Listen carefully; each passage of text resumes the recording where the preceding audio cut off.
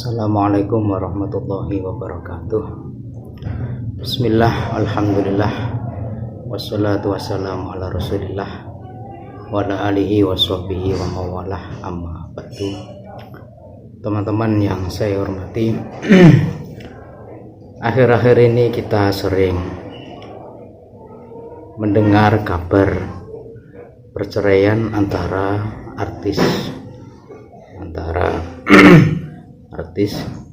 dan baru-baru ini kita juga telah mendengar kabar kisruhnya, istilahnya rumah tangga antara yang viral hari ini adalah Lesti dan Bilar ya.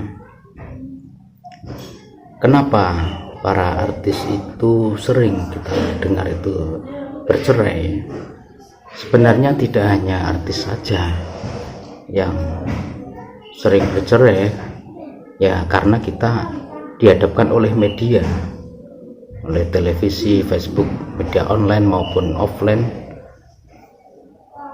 tentang berita perceraian artis ya, karena mereka adalah public figure sehingga yang kita dengar adalah berita mereka. Tapi sebenarnya tidak hanya artis saja yang melakukan perceraian, tapi banyak dari kalangan biasa yang juga melakukan perceraian. Sebenarnya dalam masalah pernikahan itu kita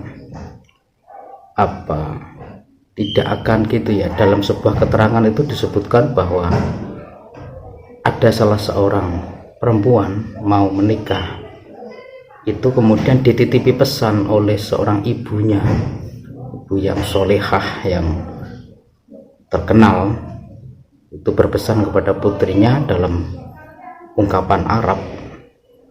Itu disebutkan dalam kitab Ihya Ulumuddin kalau tidak salah. Itu disebutkan bahwa kharajti minal usil ladhi fi darajti wasirti ila firasin lam ta'rifih wa qarinin lam ta'lafih.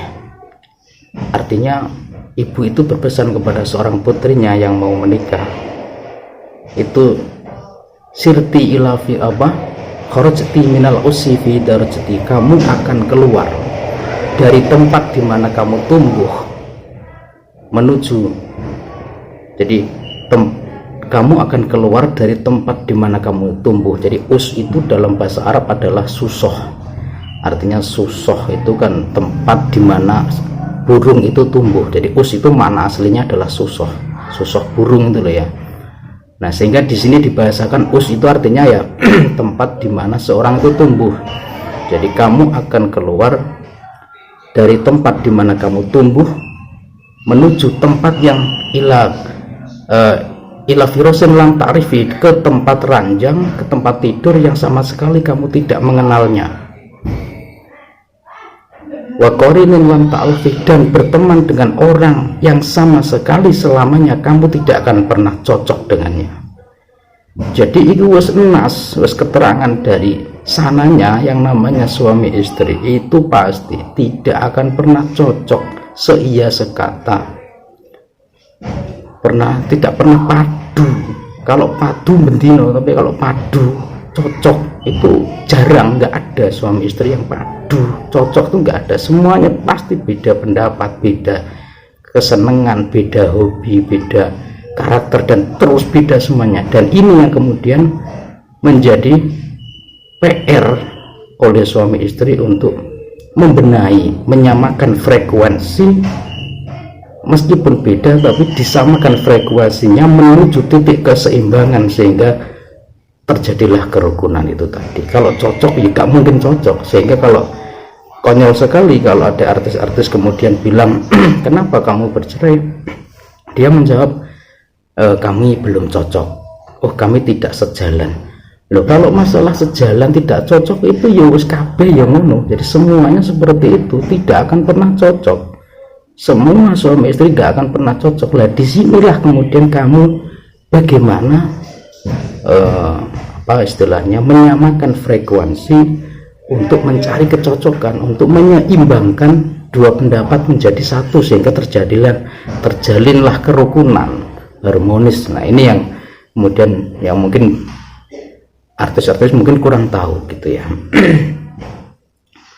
Terus yang kedua, meskipun perceraian itu adalah sebuah hal yang diperbolehkan, hukumnya juga mubah ya, tidak haram, tidak, tapi itu adalah seburuk-buruknya mubah yang dibenci oleh Allah Ta'ala. Jadi meskipun itu mubah, meskipun itu boleh, tapi itu boleh tapi yang paling tidak disenangi oleh Allah Ta'ala. Dalam sebuah keterangan disebutkan, dalam sebuah hadis kalau tidak salah itu disebutkan bahwa Kanjeng Rasul bersabda, ma ahallallahu halalan ahabba minan nikah wa ma ahallallahu halalan akroha minat tolak. Beliau bersabda, tidak ada sesuatu kemubahan yang lebih disenangi oleh Allah Ta'ala melebihi pernikahan, dan tidak ada perkara mubah yang lebih dibenci Allah Ta'ala melebihi perceraian. Jadi dua hal, pernikahan dan perceraian, itu meskipun hukum asalnya mubah yang kemudian menjadi sunnah karena ada unsur tertentu, ini dua hal ini adalah saling kontras. Yang satu paling disenangi Allah yaitu pernikahan, yang kedua paling dibenci oleh Allah adalah perceraian, meskipun dua hal ini sebenarnya hukum asalnya adalah mubah itu sendiri. Kemudian dalam rangka untuk menjalin harmonis suami istri tadi, mencapai kriteria pasangan suami istri yang sakinah, mawaddah, warohmah, itu tentu ada beberapa hal yang harus dipenuhi ya oleh pasangan suami istri. Ada hak dan kewajiban yang mesti dipenuhi. Ada, kalau kewajiban suami itu banyak sekali, diantaranya adalah menafkahi lahir maupun batin, dan termasuk yang wajib bagi suami adalah tentang bagaimana suami memberikan nafkah lahir batin itu, kemudian sandang pangan, sandangnya itu juga wajib. Dalam Fathul Mu'in itu dijelaskan suami wajib memberikan sandang, istilahnya pakaian lah, kepada istri. Berapa dijelaskan itu 4 bulan sekali atau dalam 1 tahun 2 kali, itu memang keterangan memang ada. Bahkan masak itu pun itu sebenarnya tidak kewajiban istri, tapi itu kewajiban suami. Suami wajib memberikan makanan, bahkan masak itu bukan kewajiban istri, kewajibannya suami.